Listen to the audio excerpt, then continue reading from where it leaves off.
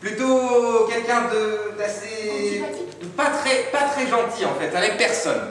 Jean, quand il voyait quelqu'un, il ne disait pas bonjour, il disait bonjour, et il crachait par terre.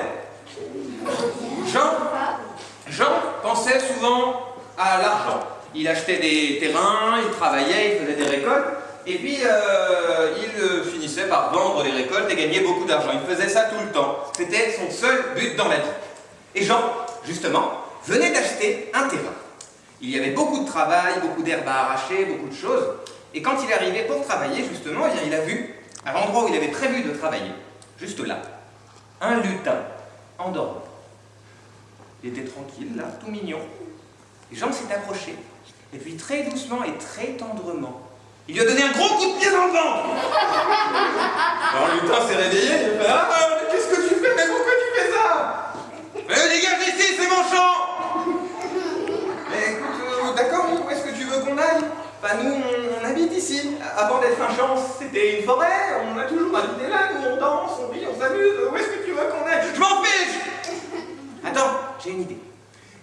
Tu nous montres quoi faire, tu nous montres, et puis moi j'appelle mes amis du thym et on va t'aider, en fait. Alors Jean, bon, je dis d'accord, pourquoi pas. Alors il a commencé à arracher les herbes. Il arrache les herbes, il travaillait, il était tout en sueur, et il a entendu un petit bruit derrière lui. Tiens, qu'est-ce que tu fais? C'était le lutin. Eh ben, ça se voit, j'arrache les herbes. Ah d'accord. Et le lutin s'est tourné vers la forêt, il a mis ses mains comme ça, et il a crié « Lutin! Lutin! On a besoin de vous pour arracher les herbes !» Et là, il y a 6 lutins, ouais, il y en a 6 qui sont sortis de la forêt, en courant. Ils ont commencé à arracher les herbes très très vite, très rapidement. Alors, en 1 heure, tout était fait. Jean était plutôt content, alors il a commencé à creuser la terre, planter des graines, et puis il a entendu un petit bruit derrière lui. « Tiens! Qu'est-ce que tu fais? » Ça se voit, je creuse.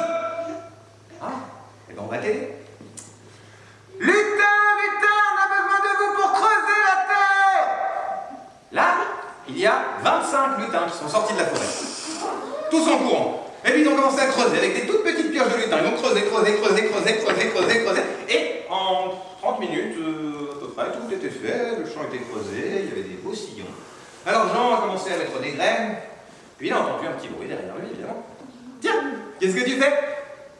Ça se voit, je plante des graines. Ah bon, bah, on va t'aider. Lutin, lutin, on a besoin de vous pour planter les graines. Et là, il y a 50 lutins qui sont sortis de la forêt. Tous avec des petits sacs de graines. Ils ont tous commencé à en planter partout. Ils ont planté du blé. Et en, je sais pas, 15 minutes, tout était réglé. Et ça a été comme ça toute la journée.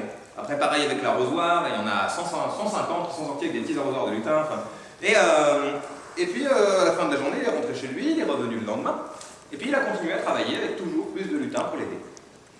Alors le temps a passé, et puis un jour, il est rentré chez lui, le blé avait poussé, il était magnifique, et il est rentré, il a dit à sa femme et à son fils, « Ah, le blé, il est magnifique cette année, c'est le blé le plus sucré, le meilleur blé que je n'ai jamais goûté. » Il était tout content, il allait se faire de l'argent, évidemment, et puis il est allé se coucher. Et son fils a entendu ça. Et il s'est dit, tiens, j'aimerais bien aller goûter le blé quand même, ça a l'air bon. Alors il est sorti la nuit, discrètement, sans faire de bruit. Il a été jusqu'au champ. Puis il s'est caché comme ça, il a commencé à grignoter. Il a entendu un petit bruit derrière lui.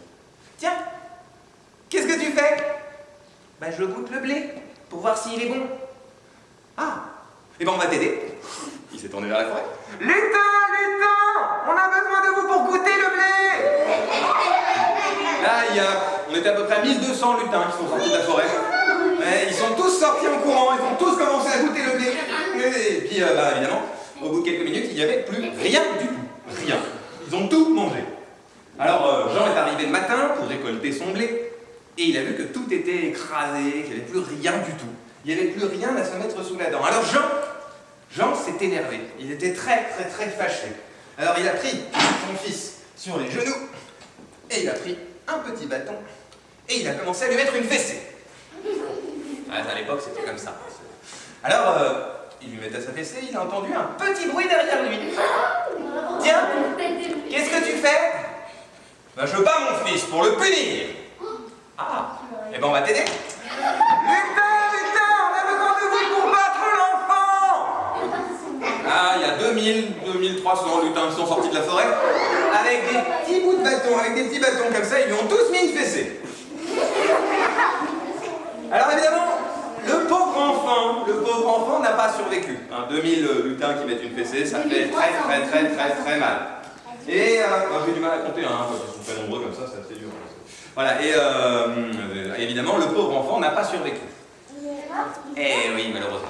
Mais Jean, il n'était pas si méchant que ça, puisqu'il s'est quand même mis à pleurer, en voyant ça.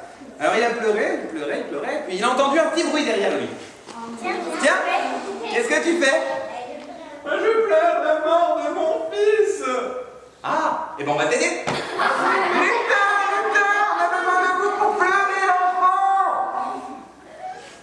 Là, il y a 5000 lutins qui sont sortis de la forêt. Et ils ont tous commencé à pleurer. Allez-y, pleurez. Ils ont tous commencé à pleurer. Et l'eau a commencé à monter. Elle est arrivée d'abord jusqu'au genou, puis jusqu'à la hanche, et puis jusqu'ici, elle a dépassé la tête. Là, l'eau est tellement montée qu'elle a recouvert Jean. Elle a recouvert le champ de Jean, elle a recouvert la maison de Jean, elle a recouvert le village de Jean. Et quand l'eau est redescendue, il n'y avait plus que les lutins. Mais ils sont pas morts dans l'eau? Non, c'est les lutins, ils sont trop forts. Alors, les lutins, depuis, ont laissé la forêt repousser. Le champ est redevenu une forêt, puis ils ont repris leur vie de lutins. Plus personne ne les a jamais embêtés. Et depuis, les lutins peuvent de nouveau rire, danser et s'amuser tranquillement.